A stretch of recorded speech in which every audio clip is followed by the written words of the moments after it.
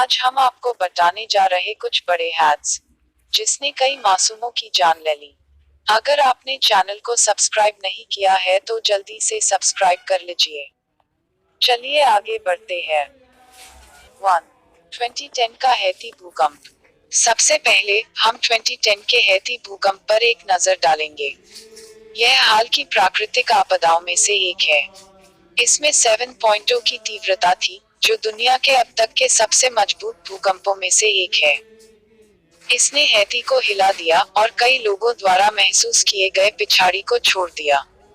उनकी 200.000 से अधिक मौतें हुई और लाखों लोग बेघर हो गए और आपातकालीन सहायता की जरूरत पड़ी। 2005 की तूफान कैटरीना। तूफान कैटरीना सबसे घातक भूकंपों में से एक था जो वर्षों में खाड़ी तट से टकराया था। यह वास्तव में 6वां भूकंप था जो कभी भी संयुक्त राज्य अमेरिका में आया था। बहुत से लोग ऐसे थे जिन्होंने अपनी जान गंवाई और बहुत सारे नुकसान भी हुए।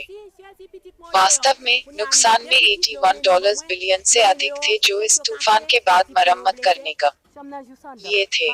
इसने विनाशकारी प्रभाव छोड़ा। 3. 1993 का तूफान एंड्रू। तूफान एंड्रू एक और तूफान था जिसने संयुक्त राज्य अमेरिका को मारा और वास्तव में अपनी छाप छोड़ी। तूफान कैटरीना के ठीक ऊपर रैंकिंग में अमेरिका को हिट करने के लिए यह 5वां सबसे खराब तूफान माना जाता था।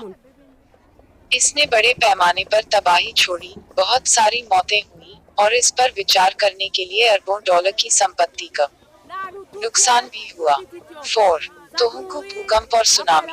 यह 2011 में जापान में आया भूकंप था और इसकी तीव्रता 9.0 थी।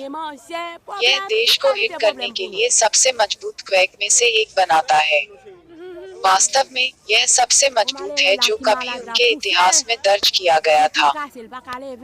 इस भूकंप ने लाखों लोगों को घायल या लापता कर दिया और इसने बहुत सारी इमारतों को भी नष्ट कर दिया और यहाँ तक एक आपदा का कारण बना जिससे परमाणु आपदा हो सकती है।